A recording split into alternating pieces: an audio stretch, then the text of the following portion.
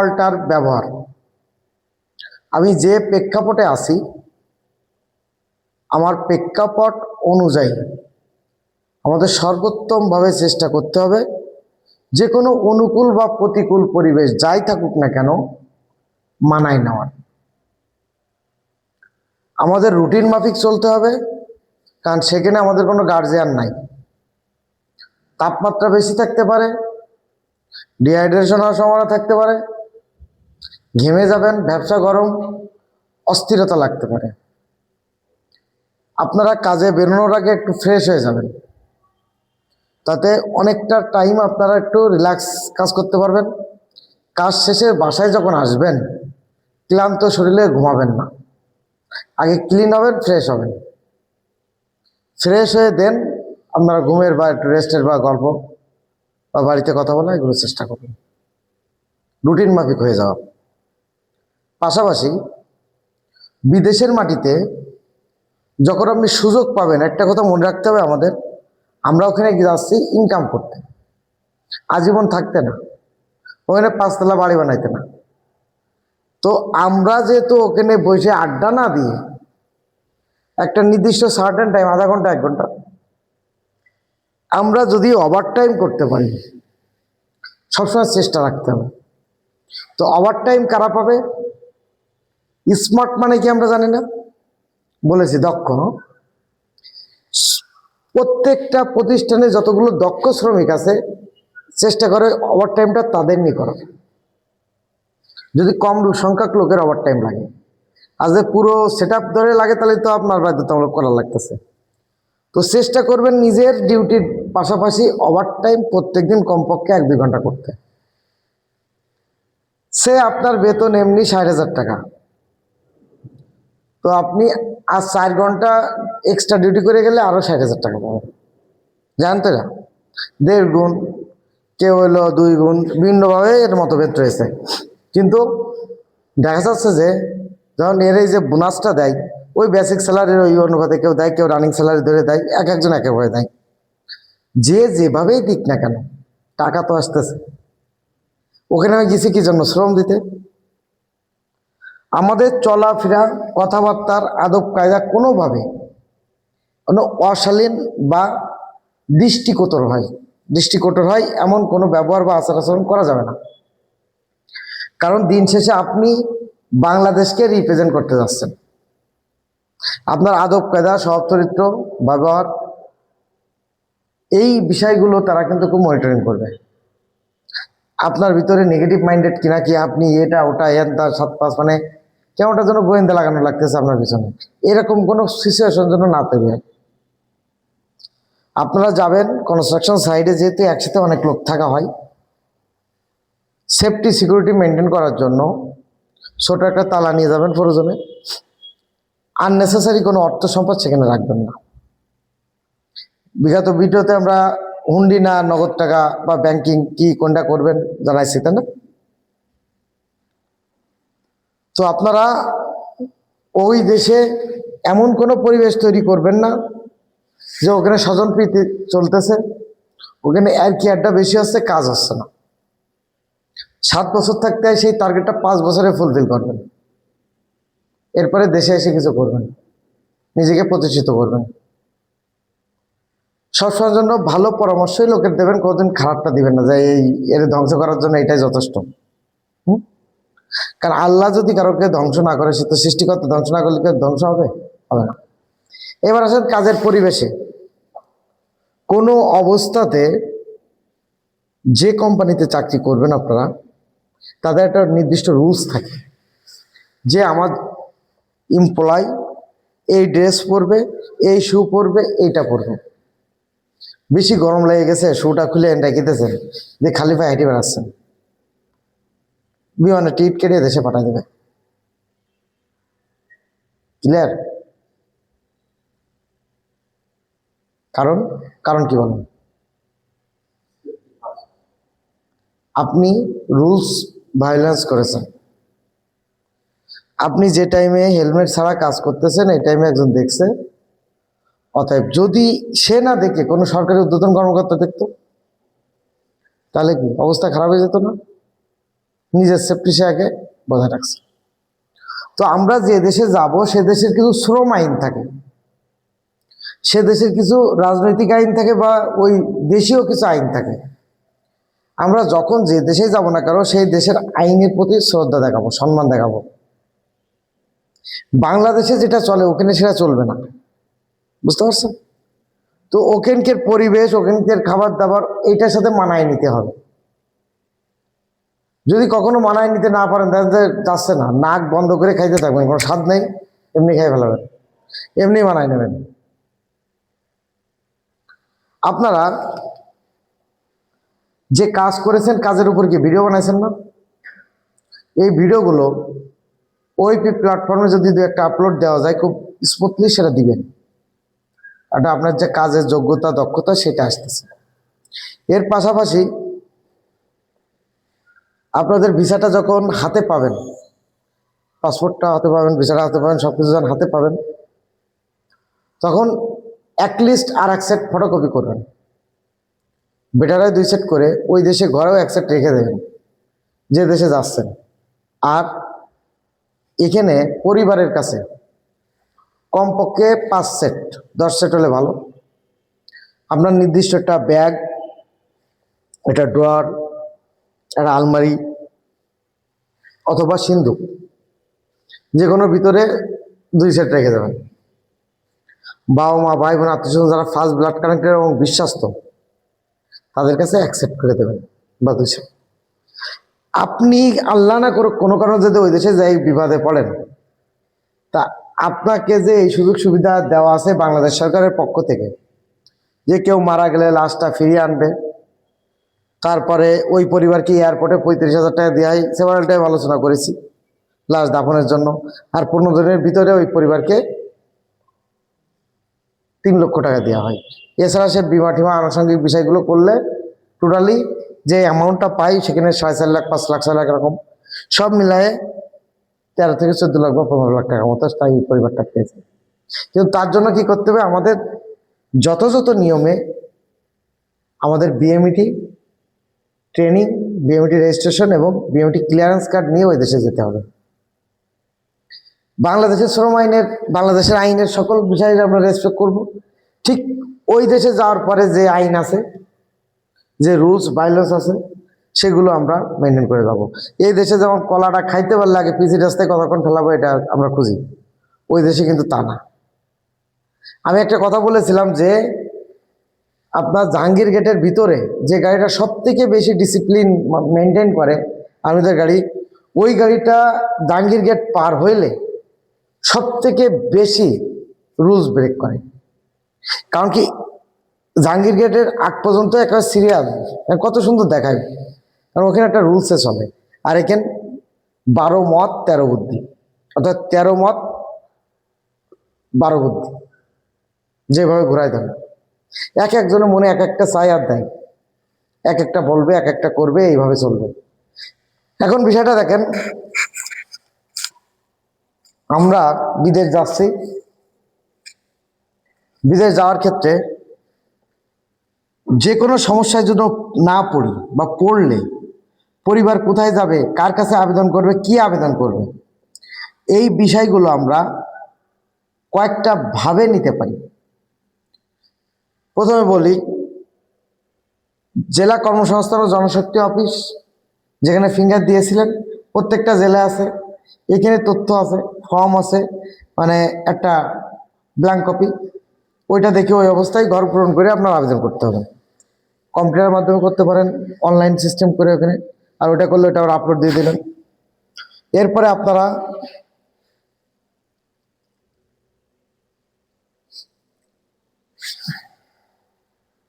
অনেক বড় হয়ে যাচ্ছে, আমি সংক্ষেপে করে, হ্যাঁ, আপনাদের বিদেশ যাওয়াকালীন কমপক্ষে 100 রিয়াল সাথে নেবেন, আর 1 থেকে 2,000 টাকা ক্যাশ টাকা, এটা মানে ব্যাগে সিপাই থাকবে। কোনো কারণে ওই দেশ থেকে আসার সময় যদি কারো সারপ্রাইজ দিতে চান, ক্ষুধা লাগলে বা কোনো কারণে, ওই টাকাটা ধর আসার সময় কাজে দেবে। আর যার সময় ইনকেস যদি কোনো সিচুয়েশনে পড়েন, সাপোজ আপনার মালিক আপনার নিতে আসে নাই, যে কোম্পানিতে আপনি কাজে যাচ্ছেন ওই মালিক নিতে আসে নাই, কারণ কি করবেন? কানবেন? এরপরে নামার পরে মালিক নিতে আসে নাই, তাহলে কি কানবেন? তাহলে কি করবেন? তখন যেটা করণীয়, ওই যে কোম্পানি কন্ট্রাক্ট পেপার, নেম তার ক্লিয়ারেন্স আছে, কোম্পানির নাম আছে না, A to Z তথ্য পাচ্ছেন, ওই অ্যাড্রেস, ওই অ্যাড্রেস অনুপাতে ওখানে পৌঁছে যাবেন। হয়তো ওনার স্মরণে নাই, বা উনি টাইম মেনটেন করতে পারে নাই, বা আগে এসে চলে গেছে, আপনার বিমান লেটে গেছে, এরকম হতে পারে। কন্ট্যাক্ট নাম্বার থাকলে কল দিব, যা খুশি করব। প্রত্যেকটা এয়ারপোর্টে ওয়াইফাই থাকে, এয়ারপোর্ট থেকে আপনারা কন্ট্যাক্ট করতে পারবেন পরিবারের সাথে ইয়েতে ভিন্নভাবে। তো তার জন্য কোনো বিড়ম্বনা শিকার হতে পারে যে ওখানে তো আমার ইয়ে নাই, তা নাই, সে নাই। কারণ আপনারা যারা মিডল ইস্টে যাচ্ছেন অবশ্যই ইমো আপনারা খুলে যাবেন, হোয়াটসঅ্যাপ তো আছে। টাকা খরচ করে কথা বলে পারবেন না এদেশে। হ্যাঁ, এইবার আসেন ওই দেশে চলাফেরার ক্ষেত্রে, কাজের ক্ষেত্রে। একটা বললাম অফিসের সেফটি মেনটেন করে চলতে হবে। অফিসে কোন কোন ধরনের কাজ আছে, কোন কাজ কিভাবে করতে হবে, কখন কিভাবে চলতে হবে, A to Z ওখান থেকে একটা রুলস তারা বলবে। কারণ আপনারা যখন শুনতে পাবেন না, বুঝতে পারবেন না, কি করবেন? সাপোজ ইংলিশ বা আরবিতে বলবো, খেয়াল রাখবেন ফোন, মোবাইল, ল্যাপটপ যেটাই ইউজ করেন না কেন, আপনাদের একটু মিট করতো, ওয়াইফাই দিয়ে আমরা কথা বলতে পারতেছি যে কোনো সিচুয়েশনে। প্রয়োজনে প্রথম আমাকে কল দেবেন যে এরকম সিচুয়েশনে পড়ছে, দিতে পারেন। যে এজেন্সির মাধ্যমে যাচ্ছেন তাকে দিতে পারেন। সাজাদ ফাউন্ডেশন তো আছে সবসময় আপনাদের সাথে। অতএব এখানে ভয় করার কিছু নাই। ট্রেনিং করছেন, কাজ শিখছেন, এখন দক্ষ হয়ে বিদেশ যাচ্ছেন। অনেকেই যাবে, যাই ইটটা কীভাবে ধরতে হয় বুঝবে না, পাইপটা কোন মাথা কোথায় দিতে হয় বুঝবে না। আমি বলছি না, পাইপ নিয়ে হাইটে যাওয়ার দরকার নেই, তুমি সিস্টেম অনুযায়ী পাইপটা তুমি সাজায় নিছো, জাস্ট উঠাই দিবা। কাজটা একবারে তুমি 10 মিনিট কাজ করলে, করে কাজটা গুছাই নিলে আর রিল্যাক্সে সারাদিন কাজ করলে। এই কারণে আমি আপনাদেরকে দক্ষ করে পাঠাচ্ছি। লেবার না হয়ে ওখানে প্রথমেই আপনি যদি মিস্ত্রিও হতে পারেন, এটা অনেক প্রাপ্তি। এবং প্রথম দিন যাই যখন আপনি কাজটা ধরতে পারবেন, উনি আবার আপনাকে এক্সপিরিয়েন্স ওয়ালাদের মধ্যে অথবা ট্যালেন্টের মধ্যে অথবা ভালো সখী যে কোনো একটা কিছু হবে, পাবে। এবং আপনার শত অপরাধও ক্ষমা পাবেন, অনেক সুযোগ সুবিধা পাবেন। এই জন্য তাদের মধ্যমণি হয়ে থাকতে হবে। আননেসেসারি অ্যাবসেন্ট করবেন না। যদি অ্যাবসেন্ট করেন, ঘরে ঘুমায় আছেন বা কাজে যান নাই, ওই আপনি যে কাজে যান নাই, আপনার সঙ্গে একটা কি চ্যানেল ছিল না, বাকি জনের অনেক টাফ হয়ে যাবে। আবার আপনি কাজে যান নাই, ভালো কথা, কাজ থেকে ফিরছেন, ভালো কথা, যে টাইমের আগে আপনি ফিরছেন কারণ আপনি অসুস্থ। এবার আসছে কোনোটা অফিসার দেখলো যে না আপনি ঘুরে বেড়াচ্ছেন, ঘুমান নাই, রেস্টুরেন্ট নাই, তাহলে কি হলো? কখনো কোনো অসত্য তথ্য আমরা দেব না, হ্যাঁ, সঠিক তথ্য দেব। আর এখানে যখনই আপনার নিজে নিজে যাওয়ার যখন ক্ষেত্র তৈরি হবে, কোনো জায়গায় আপনি চেনেন না, পরনির্ভরশীল থাকবেন। একটা কাজে বলেছে অমুক শহরে অমুক সাইডে যান, এমনকি টাকাও দিতেছে বা ওয়ে দেখাইতেছে, আপনি যাইতে পারলেন না, তাহলে কি হবে? আপনি তখন কি করবেন? ওখানে ওই যিনি আপনাকে দায়িত্ব দিয়েছে, স্যার প্লিজ এই বিষয়টা আমার একটু অ্যাড্রেসটা একটু ফাইন্ড আউট করার সুযোগ দেন, আমার এটা একটু লিখে দেন, এটা একটু ধরেন, এটা একটু করেন, এরকম না। সবসময়ের জন্য কাজের ক্ষেত্রে একটা আলাদা একটা ব্যাগ রাখবো আমার সাথে। টুকিটাকি জিনিস, কলম, পেন্সিল, এইসবগুলো বারবার কি এক জায়গায় রাখবার, ওঠাবার, কেউ কানে গোজে না, এসব রং হয়। তোমাকে সামনে তুমি নিয়ে যেটা লাগবে এতে উঠাইলে, ব্যবহার করলে আবার রাখলে, জিনিসটা ভালো দেখাবে না? সবসময়ের জন্য একটা করে কৌশল অবলম্বন করতে হবে কাজের। আমার কৌশলটা আপনি রপ্ত করলেন, এর সাথে কিছু মশলাপাতি মাখাইলেন, দিয়ে ভালো কিছু দেখাইলেন। ওই দেশে কাজ করার ক্ষেত্রে এরকম কাজ ফিনিশিং টাচ টানার আগে, আগেও বলেছি কয়েকবার, হ্যাঁ, আগে একবার আপনি এটা অবজার্ভ করাই দেবেন, কোনোটা অফিসার বা কেউ, এমনি চলে আসবে, তারপরে অবজার্ভ করে যাবেন। আর কাজের ক্ষেত্রে যদি কোনো কারণে দেখেন যে 19-20 হয়েছে, তিনি ধরার আগে আপনি ধরে দেবেন, কোনোটা কজ দেখে কোনোটা অজুহাতে, কিন্তু কখনো কোনো ব্যক্তির নামে নেগেটিভ কথা বলবেন না। যদি বলেন লাইফ শেষ। কারণ আপনি যদি আমার কাছে মামার নামে কোনো কথা বলেন যেটা আমি শুনছি না বা আমি শুনতেছি না বা আমি জানি না, সিম্পল একটা বিষয়, আপনার কি মনে হবে? ওরা মনে একটু বেশি ভালোবাসে, ওদের সুযোগ সুবিধা দিচ্ছে, কিন্তু না, এরকম না। ওনার যোগ্যতা বলে উনি ওখানে যাচ্ছে, আর আপনার যোগ্যতা নাই তাই আপনি যাইতে পারতেছেন না। অর্থাৎ ওই দেশে যাওয়ার পরে যে আপনাদের প্রমোশন বা কোনো কিছু কাজের দক্ষতার উপরে হবে। এবং ওএপি প্ল্যাটফর্ম থেকে এরপরে যদি কখনো বিদেশ যান, ইনশাল্লাহ আপনারা বিনা টাকায় যেতে পারবেন। কারণ কি বলেন তো? দক্ষতার উপর ভিত্তি করে ওএপি প্ল্যাটফর্মে 4 শ্রেণীর লোক রয়েছে। ওই দেশে যে নেবে, আপনারা যারা যাবেন, যে রিক্রুটিং এজেন্সি এটা প্রসেস করবে ফাইলগুলা, আর আমরা এটা মনিটরিং করবো সরকারের পক্ষ থেকে। এর দালালের কোনো ঠাঁই থাকবে না, বুঝতে পারছেন? অতএব দালাল মুক্তভাবে আমরা বিদেশ যেতে পারবো।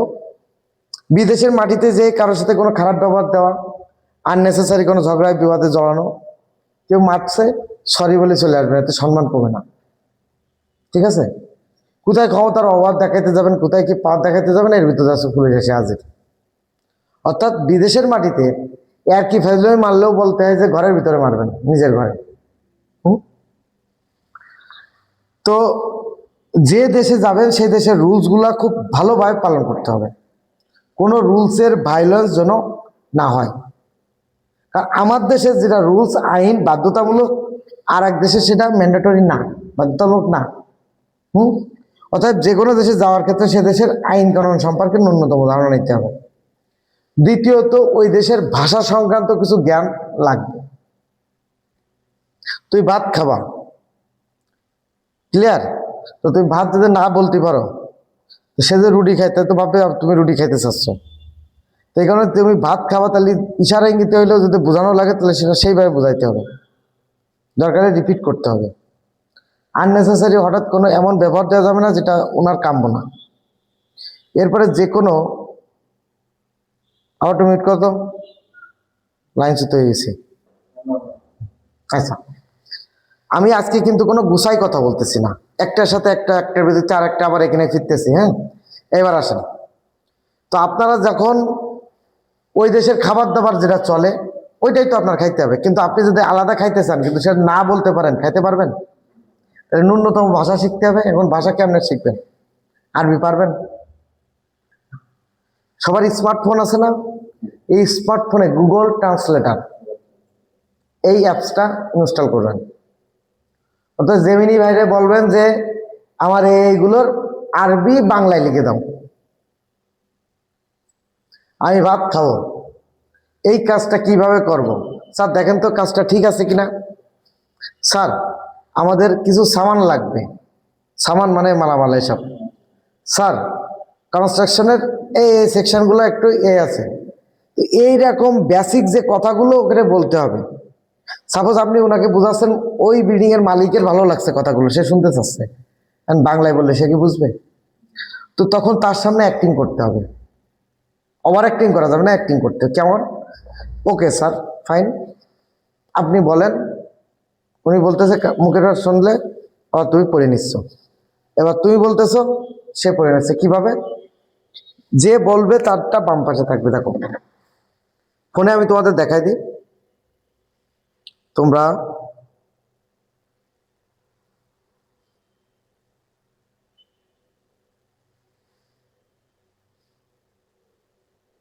এই দাও গুগল ট্রান্সলেটর ওপেন করলে, ওপেন করার পরে আমার কিন্তু সেট করা আছে এই যে এখানে ল্যাঙ্গুয়েজ, এই তুমি এখানে চাইলে চেঞ্জ করতে পারবা। এই যে দেখো, যে কোনো যেটা দিবা, মানে যে ভাষায় তুমি কথা বলবা তার ট্রান্সলেটটা হবে। তো সাপোজ তুমি বাংলায় প্রথম বলবা, তো তুমি এখানে বাংলা দিয়ে দিলে, এই পাশে তাহলে কি অ্যারাবিক হয়ে গেল, অ্যারাবিকে যাবে। এখন অ্যারাবিক আলা কথা বলবে, তাহলে কি হবে? এই যে অ্যারো চিহ্নটা ক্লিক করলে এই মাঝে, মানে অ্যারাবিকে বলবে বাংলা হবে। দেখো আমি একটা বাংলা দিয়ে দিচ্ছি, আবার দেখো এই অ্যারো চিহ্ন, ক্লিয়ার? দেখো এই যে স্পিকার না, তোমার লিখতে হবে না কেন, আমি রুটি খেতে আর পারছি না, এখন ভাত খাওয়া লাগবে। কথাটাই স্পষ্ট করে বলতে হবে। হ্যাঁ, ওনাকে এখন তুমি এটা দিলে, উনি পড়ে নিল। যদি উনি না পড়তে চাই, তুমি এই যে ভয়েসে দিয়ে দিলে,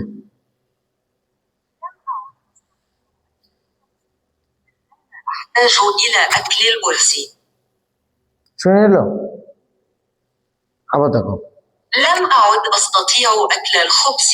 الآن أحتاج إلى أكل الورث. খবজে মানে খবুজ থেকে খবজে। হ্যাঁ, রুটি খেতে। হ্যাঁ, বুঝতে পারলে? তা জীবনটা খুব কি সহজ না? কাজের ক্ষেত্রে সুপারভাইজার কাজ বোঝাচ্ছে, পারছো না, কনভার্ট করবে। এরপরে ওই মালিক যখন দেখবে না তোমার ভিতর কৌশল আছে, টেকনিক আছে, ও তোমাকে নিয়ে একটু এক্সট্রা লেভেলে ভাববে। দেখো আমি আরবিতে বলি, একটু বাহাদুরি দেখাই।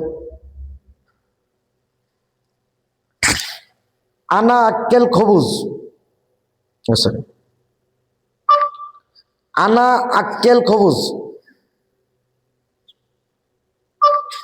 আনা আক্কেল খবুজ। আমি বললাম আমি রুটি খাই। এটা কি আমরা তাহলে পারলাম না? উনি যখন বললো কি বাংলায় আমরা পড়ে নিলাম। শুনবা, আমি রুটি খাই। উনারটা শুনবা, أنا أكل خبز. কত সুন্দর করে বললো, আমি কিন্তু পারবো না। হ্যাঁ, পৃথিবীর যে কোনো রাষ্ট্রে তুমি যাও না কেন, এই সিম্পল একটু ওয়ে, আমি কি তোমাদের সেভারেল টাইম এটা বলেছি না, যে কোনো বিষয়ে টেকনিক অবলম্বন করা, কৌশল অবলম্বন করা বেস্টটা। এজন্য আমি এখানে তোমাদের কিন্তু দেখাই দিলাম, দেখলে তো, শুনলে, বুঝলে? এইটা তোমরা কিন্তু আজকে তিনজনই এখান থেকে ইনস্টল করে আমার কাছ থেকে শিখে চলে যাবা।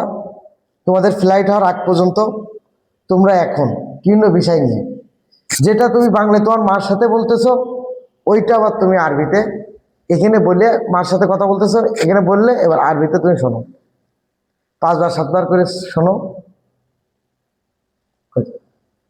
অথবা বিগত দিনে যারা বিদেশ গেছে তাদের সাথে একটু কথা বলো, এই এটা কি বলা হয়, ওটা কি বলা হয়, কোনগুলো বেশি লাগে, কোন শব্দগুলো, এগুলো জানো, পয়েন্ট আউট করো। আমি যাদের শিট বানাই দিয়ে দিই, এটা তোমার সুন্দর করে উঠায় রেখে দিবা, আর এক সেট ফটো করে নিয়ে আর এক জায়গায় রাখবা, জীবনেও পড়বা না। ঠিক আছে? এটা বাস্তব। আমরা দিন শেষে তো সবাই বাঙালি, আমি তুমি সবাই তো বাঙালি, সুযোগ পাইলে একটু অবসর কাটাতে পছন্দ করি। তো যাই হোক, আমরা তাহলে ভাষাগতভাবে কোনো সময় পিছায়ে পড়বো না। সোহেলকে যদি তুমি না বুঝাইতে পারো, তুমি বাংলায় বলো, তাকে আরবিতে শোনায় দাও, তার যে ল্যাঙ্গুয়েজ, ক্লিয়ার? কোনো সমস্যা হবে না। এখন আসো, আমরা ভিডিও আপলোডের ব্যাপারটা বললাম যে আমাদের দক্ষতাটাকে প্রমাণ করবে। এরপরে তোমরা যখন সৌদি আরবে রয়েছো, 5 বছরের অভিজ্ঞতা হয়ে গেছে, তুমি এখন তোমার চাহিদা, এই দেশে যাবো না, আমি ওই দেশে যাইতে চাই, চাহিদার ডিমান্ড দিলে তুমি যেহেতু কাজ জানো, ভালো এক্সপার্ট, তোমাকে এক্সপার্টের ইয়ের ক্যাটাগরিতে নিয়ে যাবে, সব খরচ তাদের। আবার তোমরা যখন বিদেশে আসবে, আবার যদি যাইতে চাও আর একটা বিষয়, এই কোম্পানি ভালো হয়নি বা আদারের অন্য কিছু, আল্লাহ না গো, তো এই ক্ষেত্রে কি লাগবে? তোমার স্কিল অর্জন করতে হবে। ওই দেশে যদি কোনো দেখো, তুমি যে কাজ করতেছো, তোমাকে একটা নিয়োগপত্র দিয়েছে না, কন্ট্রাক্ট পেপার দিয়েছে না, এই জিনিসগুলো এখানে আপলোড করে রাখবা। কোথায়? ওইপি প্ল্যাটফর্মে। তার লগইনটা দেখাইছি, না হলে ওই ভিডিওটা দেখে নিবা, ওখানে কীভাবে পাসওয়ার্ড সেট করে, তারপরে না পারলে আমার এখানে বসে বসে করবা, আমি ধরাই দেবো আর করে দেবো। ক্লিয়ার? এবার আসেন, এয়ারপোর্টে যাওয়ার সময় এবং আসার সময়, যাওয়ার সময় আননেসেসারি পাড়া প্রতিবেশী অমুকের জন্য এ তা 7-5 এত কিছু নেওয়ার দরকার নেই। কোনো ভিজা খাবার, তরল খাবার নেবেন না, শক্ত জাতীয় খাবার। যত সম্ভব চেষ্টা করবেন যাওয়ার সময় একটা মোটামুটি পর্যায়ের ড্রেস নিয়ে যাওয়া, কারণ ওখানে দাম বেশি। আসার সময় খালি হাতে আস, কারোর কাছে কিছু পাঠাবেনও না, আবার কারোর তো কিছু নিয়ে আসবেন না।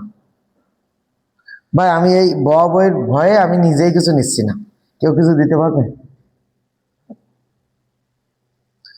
আপনি যে জিনিসটা নিয়ে আসবেন বা যাবেন সেটা যে আসলেও লিগাল না ইলিগাল কেমন বোঝার? টিভি দেশে, টিভির ভিতরে যদি অবৈধ জিনিস কিছু থাকে কি করবেন?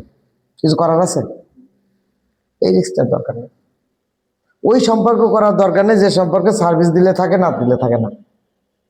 অবসর টাইমে যতটুকু দেওয়া যায় দিলেন, গল্প করলেন, আড্ডা দিলেন, সমস্যা নেই। এই বিষয়গুলো আমাদের খুব সচেতন থাকতে হবে। ক্লিয়ার? এরপরে দেখেন, এয়ারপোর্টে আসা যাওয়ার ভিতরে কোনো অপরিচিত লোকের দেওয়া কিছু খাওয়া যাবে না, কোনো কিছু টাচ করা যাবে না। যে রুলস যা যা ভাইলেন্স যা যা করণীয়, যে ট্রেনিংয়ে যা যা শেখানো হয়েছে এগুলো অক্ষর অক্ষরে পালন করতে হবে।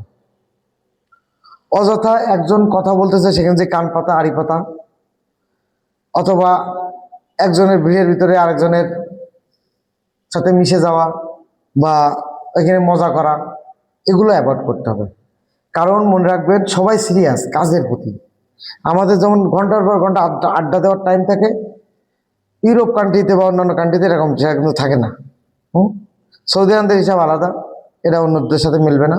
এখন আসেন, আপনি যখন কাজ করবেন আপনার ভুল হলো কি না হলো, আপনাকে ঝাড়ি দিয়েছে, সরি স্যার, জি স্যার, এরপর আমি বেস্ট ট্রাই করব, আশা করি স্যার আর কোনো ভুল হবে না, আমি আরো একটু সচেতনতার সাথে দেখব।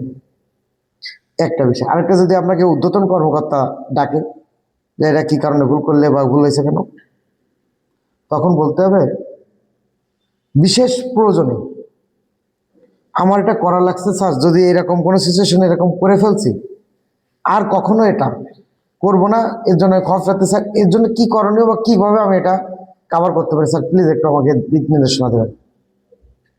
কিন্তু এখানে কেউ ছিল না, আমার কেউ দিক নির্দেশনা দেয়নি, এই কারণে আমি এটা টানতে ভুল করছি, আমার কাছে ইয়ে ছিল না, এটা নিজের দুর্বলতা প্রকাশ করে। কারণ এই বিল্ডিং এর কি ম্যাপ আছে না? আগের দিন বলেছি না, ম্যাপ আছে তো, হ্যাঁ, ম্যাপ চার্ট অনুযায়ী তো করবা, তো তোমাদের দিক নির্দেশনা দেওয়া আছে। এবার আসেন, তাহলে প্রত্যেকটা জিনিস আমি হালকা হালকা করে টাচ করে যাচ্ছি, আমি শেষ করে দেবো। এয়ারপোর্টের ব্যাপারটা বুঝলেন, যে যে জিনিসগুলো আইনের চোখে অপরাধ ওই সব জিনিসগুলো অত নেওয়ার দরকার নেই, সিম্পলে যাবেন, সবই ওখানে পাওয়া যায়, লেপ খাতা বালে সব পাবেন। টি শার্ট নিলেন, তারপরে একটা ফুল শার্ট নিতে পারেন, বা আদারওয়াইজ আপনি এই কিছু প্যান্ট নিয়ে রাখতে পারলেন, ওখানে পরলেন। এই দেশ থেকে জিনিস ওই দেশে যায়, অথবা আননেসেসারি ওই দেশ থেকে জিনিস নিয়ে বিড়ম্বনার শিকার হওয়ার দরকার নেই।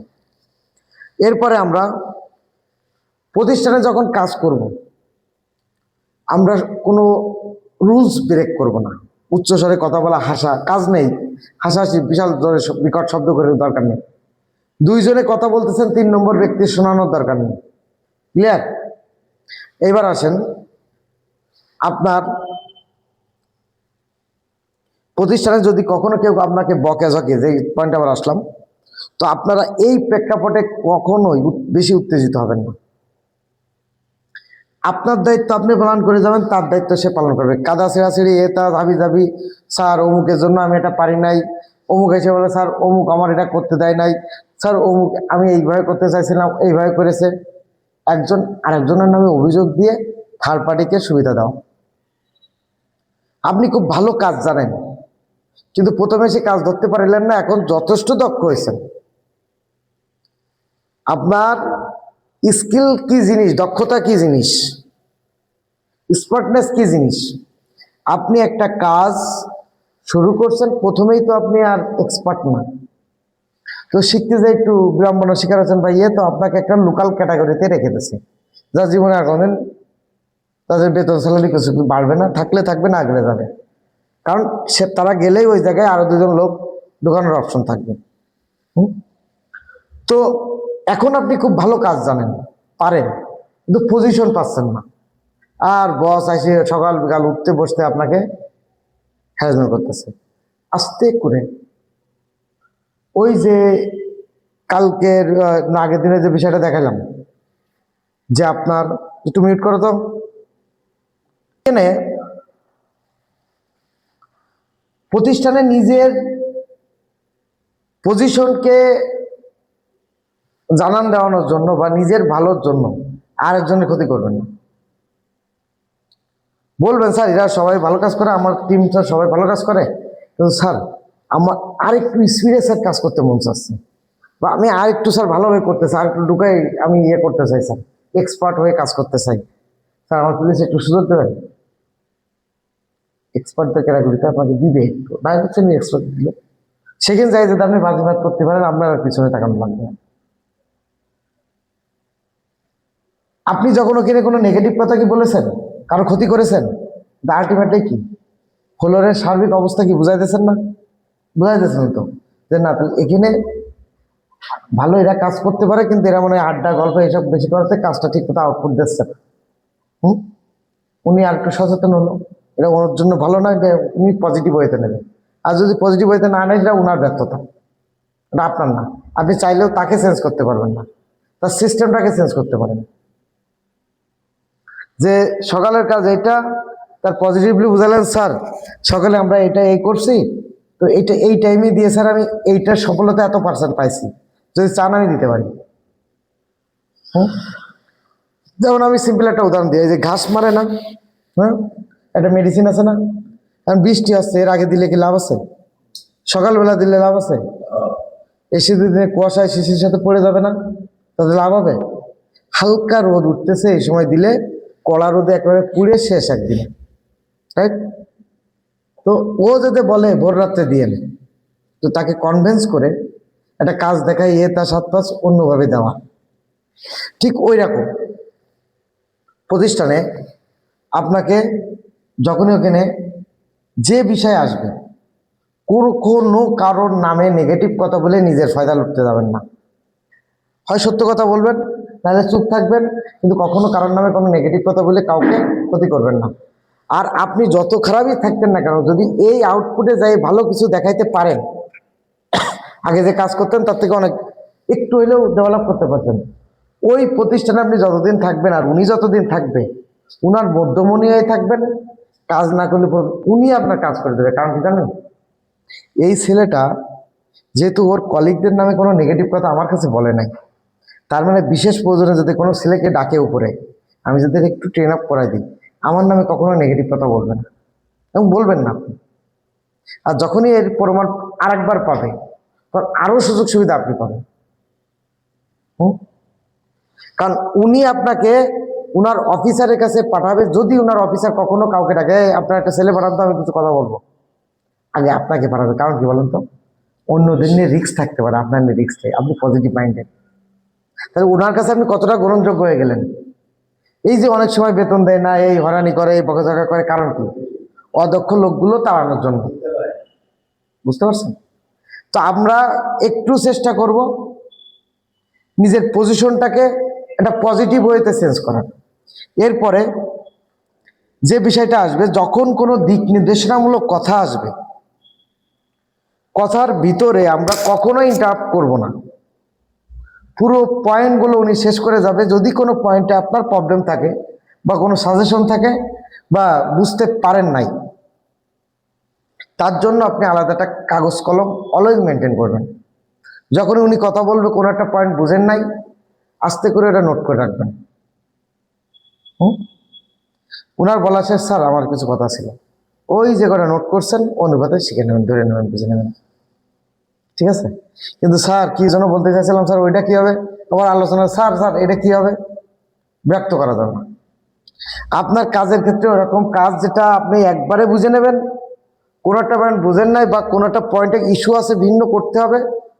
উনার বলা শেষ, স্যার সুযোগ দিলে 2টা কথা বলতাম, স্যার এই এই সমস্যা এই হচ্ছে, এইটা এই না ওই, এটা ওই না এই, এভরিথিং ডিটেল সব কিছু এইভাবে।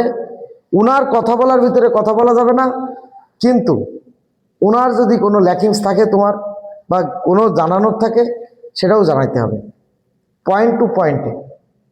এখন খাইতে বসছেন, এখানে খোঁজ গল্প হবে।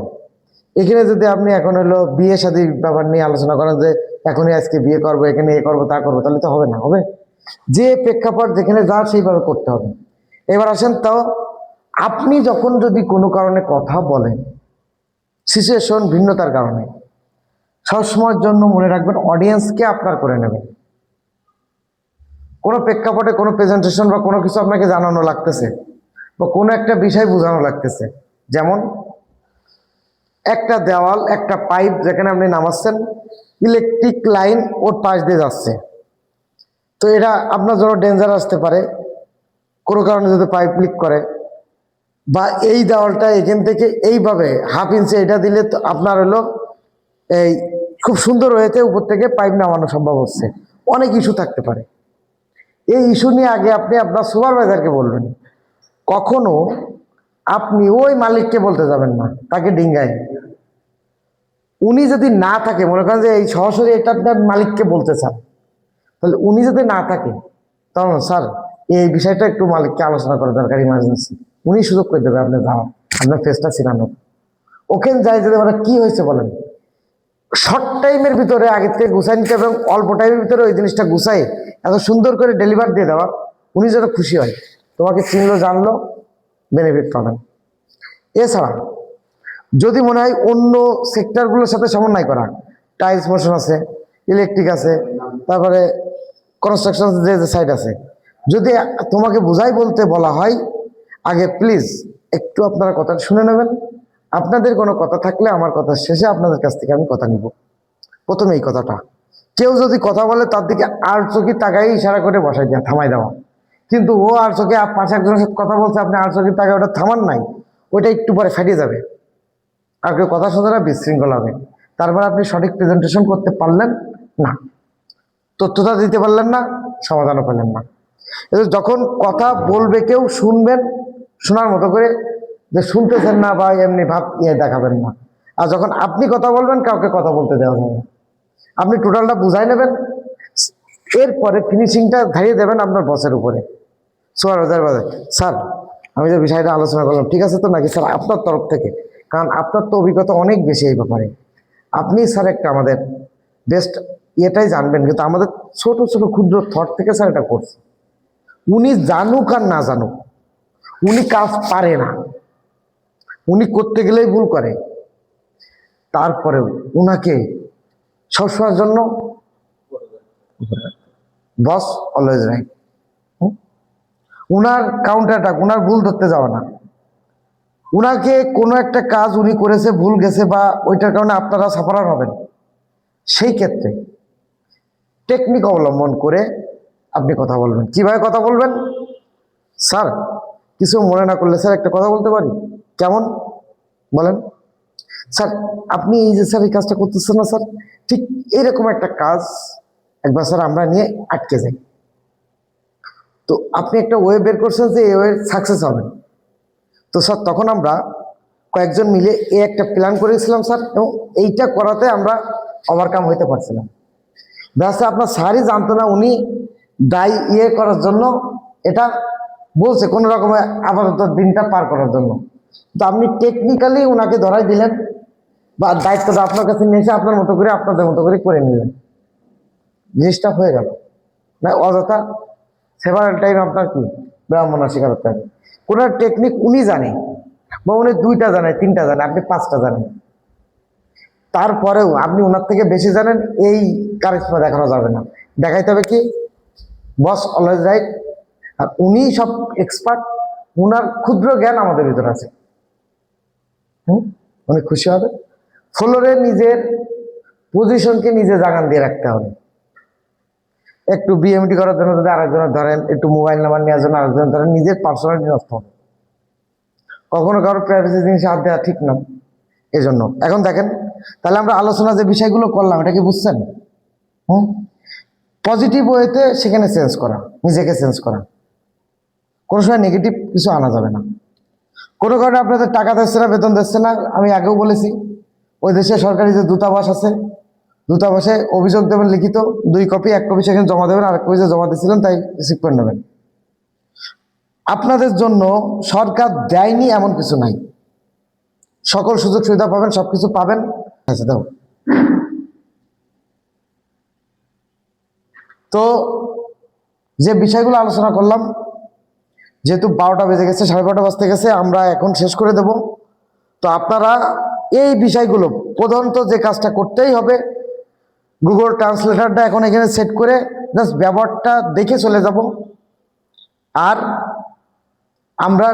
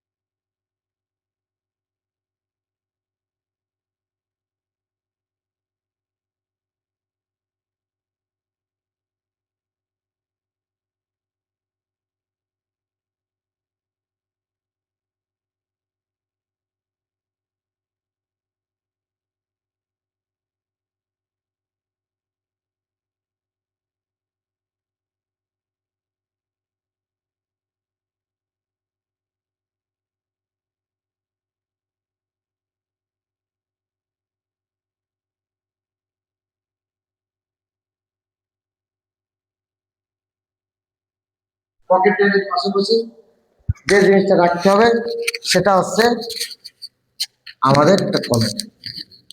লাগুক আর না লাগুক, আমরা যে কোনো সিচুয়েশনে এটা মেনটেন করে যাব, ঠিক আছে? সর্বদাই পকেট ডায়েরি আর কলম। যখনই কোনো পয়েন্ট আসতেছে আমি না বুঝলে পয়েন্টটা টুকে রাখবো, পরে অফিসার কাছ থেকে বসের কাছ থেকে আমি একটু বুঝে নেবো, বা ওই আলোচনাতেই, বা আপনি একটা ভেটো দেবেন। কিন্তু ওনার কথা বলতেছে স্যার, না স্যার এটা না স্যার ওটা না, উনি পুরো শেষ করবেন।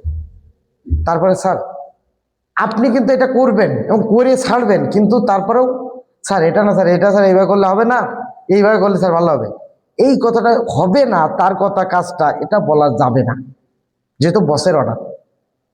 স্যার কিছু মনে না করলে একটু কথা বলো স্যার। স্যার ঠিক এইরকম একটা সিচুয়েশনে আমরা 3 বছর আগে পড়ছিলাম, তো তখন স্যার এই জিনিসটা আমরা এইভাবে সলভ করছিলাম। কারণ আপনি আবার কিন্তু না জানিয়ে আন্দাজে এই তথ্য দিতে যাবেন না, আবার ধরা খাই গেলে বিপদ। যদি জানেন ভাই সলভটা আপনার জানা আছে তাহলে তখন কি করবেন, স্যার এরকম একটা বিপদে সেম সেম স্যার কপাল খারাপ স্যার, আবার সেম জিনিস একটা পড়ছে। তো স্যার এই বিষয়টা আমার এইভাবে স্যার জানা ছিল, কারণ এইভাবে সলিউশনটা হয়েছিল। তো এটা কিন্তু স্যার বেস্ট হয়েছিল স্যার, খুব মজা স্যার। আপনি তো স্যার আমাদের এক্সপার্ট, আপনি সবই জানেন স্যার, এই বিষয়ে তো আপনার ধারণা আছে আশা করি স্যার। কারণ আপনি জানেন না স্যার আমি জানি, আর এমন কিছুই নেই স্যার। কারণ স্যার আপনার কাছ থেকে আমি যে বিষয়গুলো জেনেছি শিখেছি আমি আর কোথাও পাইনি, কিছুই কিন্তু শেখেন নাই। কিন্তু আপনার ওইটাকে বাস্তবায়ন করার জন্য ওরে ফুল হয়ে আকাশে তুলে দিলেন, যে আপনার কাজটা সহজ করে নিয়ে কাজটা সমাধান করলেন, ফিনিশিংটা ভালো টানলেন। ওই স্যার নেক্সট টাইমে যদি কোনো জায়গায় আটকে যায়, এই সুমন সাহেব আছেন তো, এই বিষয় কি করা যায় আগে আপনার কাছ থেকে শুনবো, তারপরে আমরা আরো দুজনের কাছে শুনবো, তারপরে আমি ডিসিশন দেবো। উনি যদি এক্সপার্ট হন উনি এই পন্থাটা অবলম্বন করবেন, বুঝতে পারছেন? এই কৌশল অবলম্বন করবে। ক্লিয়ার? তো আমরা তাহলে এইভাবে একটু নিজেকে একটু চেঞ্জ করা, মানে একটু টেকনিক অবলম্বন করা সবসময়। আর তারপরে আমি দেখি আলোচনা ফিনিশিং টাচ আরেকটা দিব, কিন্তু আজকে ওইপি প্ল্যাটফর্মে ডাটাবেসগুলো সবগুলো আমরা শেষ ঘর পর্যন্ত A to Z তথ্য অল টাইম ভরতে থাকবো। ওই দেশে যাই যদি দেখেন কোনো জায়গায় একদিনের একটা সেমিনার হবে, কিন্তু একটা সার্টিফিকেট দেবে, অ্যাটেন্ড করবেন, সার্টিফিকেটটা আপলোড করবেন, করে 20 পেজ লম্বা বানান না, সমস্যা নেই। সার্টিফিকেট ওইটা আপলোড দেওয়ার ওইটা 20 পেজ লম্বা বানান, কোনো সমস্যা নেই, এটা ভালো। তো আজকের মতো বিদায়। আপনারা তাহলে দ্রুত নাস্তাটা শেষ করে এটা করে নেন। ওই কাজটা করতে করতে আপনারা এলো গুগল ট্রান্সলেটরটা নিজেরা পারলে ভালো, না হলে ধমাধম এখানে আমি করে দিচ্ছি, দেন আমরা চলে যাবো। ওকে, তো সবাই ভালো থাকেন, সুস্থ থাকেন, আপনাদের বিদেশ যাত্রা শুভ হোক, মঙ্গলকর হোক। পাশাপাশি যারা শাহজেরাত ফাউন্ডেশনের পক্ষ থেকে যে ঈদ বাজার প্রদান করা হয়, তো এই মধু বিক্রির মাধ্যমে এর লভ্যাংশ দিয়েও এতিম, অসহায়, দুস্থদের এবং যে সকল প্রবাসী ভাই বোনেরা বিদেশ থেকে এসেছেন অসুস্থ বা অসহায়, তাদেরকেও আমরা এই সহযোগিতাটা করি। আর আপনারা এই মধু কিনে এর লভ্যাংশটা দিয়ে এই মানবিক কাজে সহায়তা করতে পারেন। সরাসরি টাকা দেওয়া লাগবে না, মধু কেনার মাধ্যমে আমাদের মধুমনাই কেজি 1400 টাকা করে দেওয়া হচ্ছে। একেবারে সুন্দরবনের খাঁটি মধু, এতে কোনো ভেজাল নাই, এবং কেউ যদি ভেজাল প্রমাণ করতে পারে তাকে পুরস্কৃত করা হবে। এবং অথেন্টিক যে মধু সেটা আপনারা আশা করা পাবেন, খুব বেস্ট হবে এটা। কারণ এখানকে কেউ তো আমরা লাভের টাকা পকেটে নিয়ে যাওয়ার জন্য করতেছি না, জাস্ট ভালো জিনিস নিয়ে এসে ভালো খাওয়ায় যদি ভালো কিছু হয়। তো আমাদের জন্য দোয়া করবেন, আপনারাও ভালো থাকবেন, সুস্থ থাকবেন। আসসালামু আলাইকুম।